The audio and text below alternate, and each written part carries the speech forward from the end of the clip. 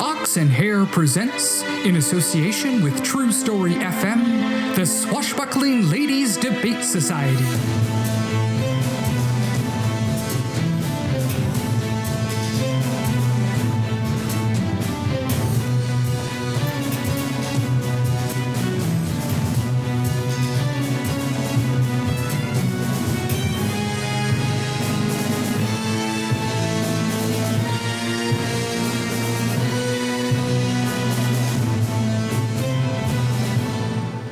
More cream, dearest.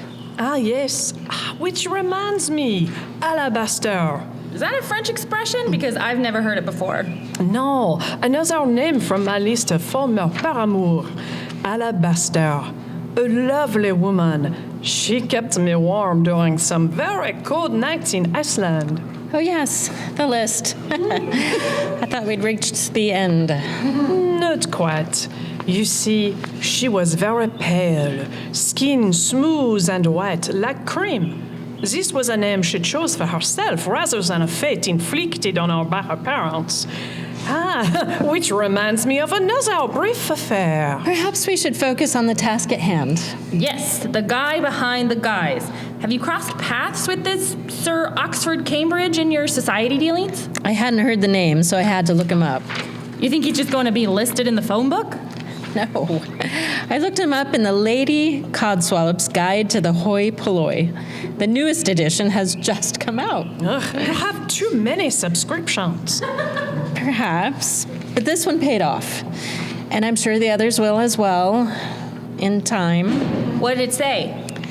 Not as much as I'd hoped. He's a philanthropist and known to gamble on risky ventures that pay off enough that he stays in the black. He hardly seems a criminal mastermind type. I agree, and yet this is where the path leads us. Knowing this, I have discovered that Sir Cambridge is planning a hush-hush invite-only gathering at his home tomorrow night. Well, the timing cannot be a coincidence. How did you find that out? Are my wiles not still feminine? More than enough for me. Unfortunately, said wiles were not enough to acquire an invitation. On this, I have been outstruck. I believe you mean struck out. This is another American sport metaphor, oui? It is. Why are your countrymen so obsessed with the movement of a ball from place to place? If you couldn't get in, what kind of people are they inviting? The rich, the morally dubious, and the criminally minded.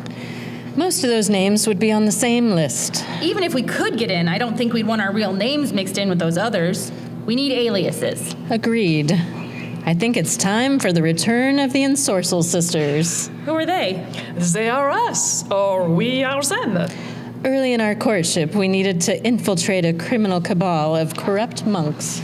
We knew we might have trouble keeping our hands off each other, so we masqueraded as sisters. A friend helped us with a backstory, complete with false papers. And we raised some hell. And people are still talking about it. So their bona fides are established, even if they've been laying low for the last few years. We will resume our roles as the Ensorcel sisters, and Goldie, you will be... No. Hold it. Stop. I know the next thing you're going to say is maid or servant, and I'm not going to do it. What's the problem? You two always get to be the glamorous couple, or the arms dealers, or the lion tamers, and I'm the stooge, the lackey, the girl who picks up the animal poop. I had no idea you felt this way. We will, of course, remedy this. There are two sisters in the Ensorcel family. Who is to say there is not a third one? One so devious and deadly that we rarely speak of her in polite company because of how nefarious her deeds are. Allow me to introduce myself. I am Saffron Ensorcel. I'm her sister, Samar Ensorcel. And I'm the black sheep, the one mother never wanted, Gemini Ensorcel. I ate my twin in the womb. I was a murderer before I was even born. She's mad, bad, and dangerous to know. Now, to spread word through the criminal community that the sisters are in town and looking to make some trouble. And speaking of trouble, did I ever tell you of how I once dated twin brothers at the same time? No, because I'd remember that. We both would. Of course, I didn't know it at the time. In fact, I didn't even know they were twins. I thought it was one man who was very forgetful.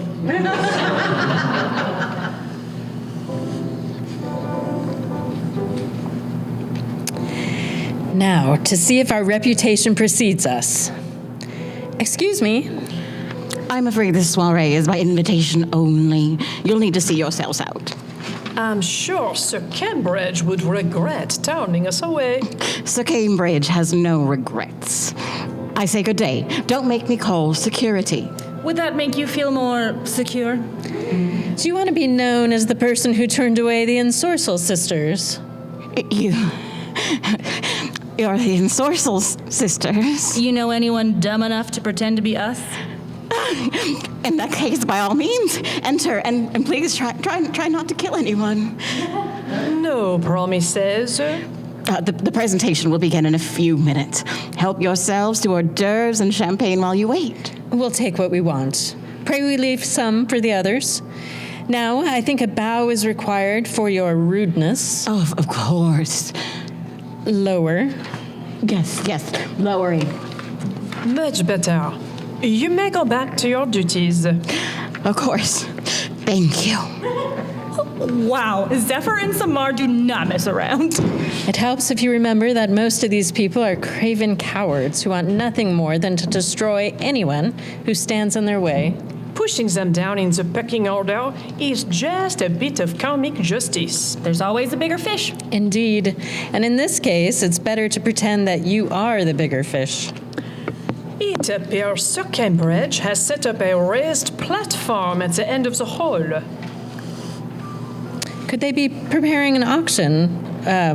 Some sort of auction selling off a new weapon? Maybe, but I feel like we would have heard something like that through the grapevine. I have never used this grapevine. Is it new? She means the rumor mill. And even if we didn't hear about it, lots of other movers and shakers have. Lord Buxton Blue is over there. Haven't seen him since the incident on the pier. Guess he survived all his steam-powered robots exploding. And there is Minister Mark Acquiesce. Don't let him engage you in conversation, Goldie.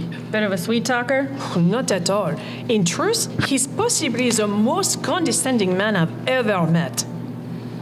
Saffron, is that Vicomte Viscu over there? Unfortunately, I'd hope he'd moved on to a higher court. It seems bad lawyers never die. They just appeal. And there's nothing appealing about him. It's quite the who's who of who's evil in here. Speaking of which, I believe that is our host. Perhaps it is time to make his acquaintance. Sir Oxford Cambridge, I presume? A bit presumptuous, aren't you? But in this case, correct. Whom do I have the pleasure of addressing? I am Samar and Sorcel, and these are my sisters, Zephyr and Gemini. Charmed, but bored. What did you say? Your party, it's a bit dull. Perhaps we are used to a bit more of a lively affair. Oh, I know all about lively affairs. You can ask my wife. But better if you don't. And after all, don't you know that part of the excitement for an event is the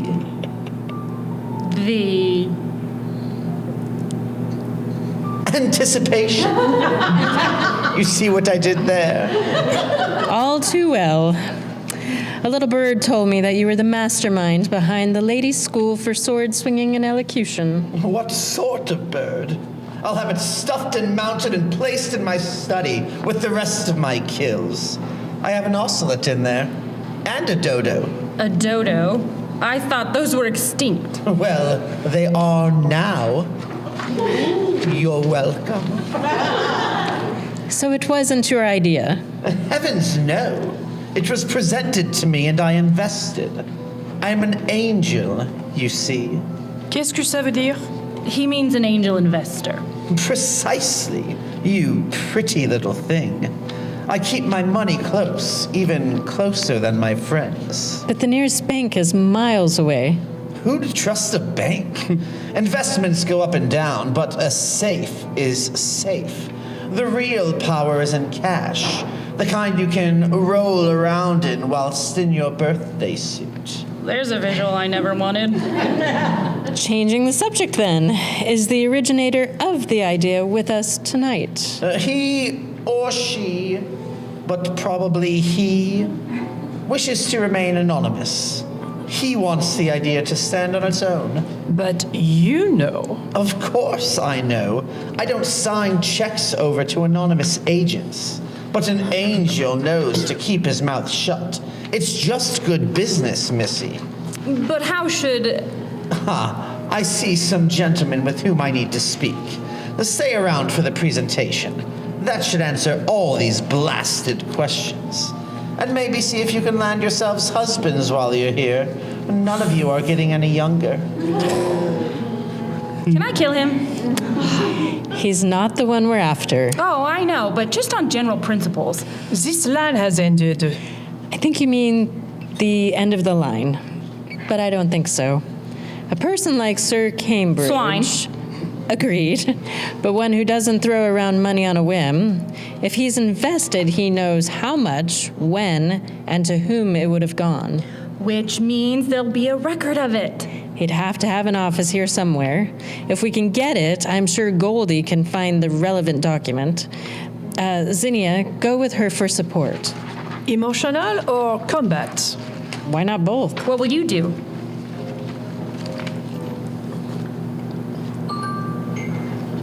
Would everyone please take their way to the front of the stage? The presentation's about to begin. I'm going to watch the show and, if need be, make a spectacle of myself. To me, the spotlight is always on you. We're sisters, remember? Merde, that is one you owe me for later, yes? I'd be paid back with compound interest. Now to work. Thank you. Allow me to introduce myself. I'm Ian Gladhander, and I've been asked here by our mutual friend to talk to you about an exciting opportunity. But before I start, can we get a hand for the host this evening, Sir Oxford Cambridge? Let's hear it, folks. That's right. Hey, Sir Oxford, next time, can you put us in the big hall? I'm kidding. This place is huge, right? Sure it is. Now, let's talk about the thing we want. And what's that? That's money. Am I right or what? Yeah. I know I'm right. There's bad people in the world doing bad stuff right here in this room. But seriously, who gets in the way of those bad guys? The good guys, the heroes, the do-gooders. You're right to boo, but what if we could turn that boo into a boo-pertunity? See, these poor folks who get robbed or stabbed or cheated or whatever, they run to the goody-goodies. Please help me. And they do it for free. I know, but what if they didn't? This is where the genius of the idea comes in. For a small investment, we help you set up a base of operations for your heroes. They help someone out and they feel good. The dumb people who need help feel good and everyone's happy. But then, that's when the second squad comes in. Hear me out. A few days later, the collection squad shows up at their door with a bill for services rendered, and they have to pay. What if they can't pay? Oh, they'll pay if they just keep to their troubles out of sight. We know they've got it hidden somewhere. I mean, is anyone really poor? Exactly. And if push comes to shove, then they just get someone else to use the service instead. If you're thinking about it, it's kind of like building a pyramid, which the poor people used to do for the rich people. Have you found anything out yet? Not yet. This guy's done a lot of crazy investing. How are things looking out there? The salesman appears to be coming to the end of his presentation, which means our absence will soon be noticed. Unless Saffron can keep him talking longer. Huh? It appears she is about to steal some of his lightning. I think you mean thunder. Why would someone steal thunder? It's just noise. Ma'am, you appear to have wandered onto the stage. I'm sorry to say the ladies' room is that way. I've discovered a flaw in your plan. I think you might have had too much to drink, lady. Could someone please come and collect your wife, please? My name is Samar Ensorcel, and I've got something to say. Questions and answers are usually reserved for the end of the session. Then let's say it's a counter-proposal. Your business model is built on collecting from those who have recently been victimized. That's one way of looking at it. The lion eats the slowest gazelle, and the wounded ones are easiest to catch. That guy knows what I'm talking about. But you're seeing the wrong end of the stick. Let's say a man walking home from his job is robbed. Your idea is to help him get his money back and then take a percentage. A fat percentage, but yes. But in that same night, the robber could have hit 7 or 8 similar people. He's already quadrupled your income, and that's on an average night. I'm not following. The real money is in crime. I mean, look around this room. See, there's Lord Buxton Blue. He's old money, heavy investments, and all sorts of unseemly crimes. And over there is the Viscount Viskew. He's been overcharging you for his services for years.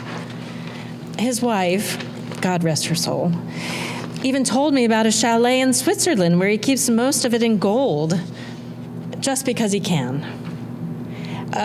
Or Minister Mark Aquarius, whose collection of contraband and antiquities... I'm failing to see your point.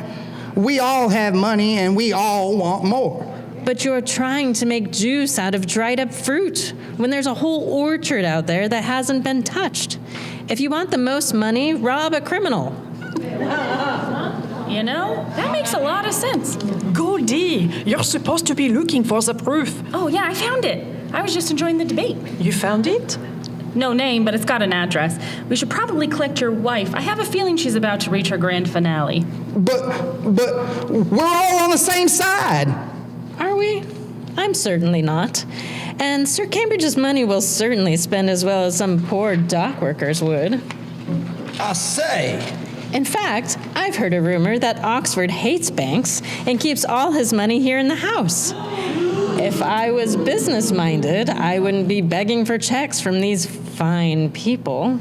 Not when you could walk away tonight, cash in hand, to fund your next big idea. Cash? Here? In this house? The place is large, so it might take a while to locate, but what's venture capital without a little adventure? But it's just an idle observation. I've said my piece. I'll let you get back to your little scheme. That's a good place for a 15-minute break, right?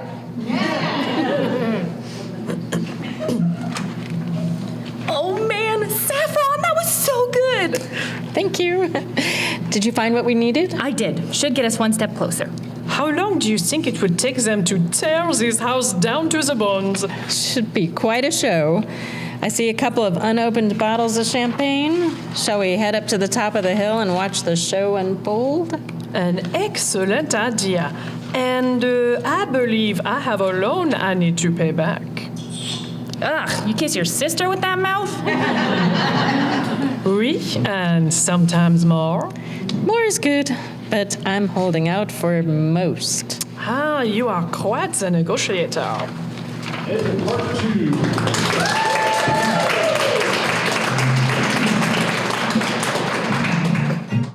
This episode, The Three Sisters, was written and directed by Kyle Olson. Hey, that's me. And performed live at the Neighborhood Comedy Theater in Mesa, Arizona, in front of our adoring fans. Starring Amy Shaw as Zinnia, Anastasia Plum as Saffron, Cara Gallo as Goldie, Nicholas John as Ian Gladhander, and Dolores Mendoza as the steward. Our theme song is written and performed by Headley Knights, and our interstitial music was Intended Force by Kevin MacLeod. Be sure to follow us on Instagram at Ox Hare so you won't miss the next thrilling adventure. The Swashbuckling Ladies Debate Society is an Ox Hare media production. Old format, new ideas.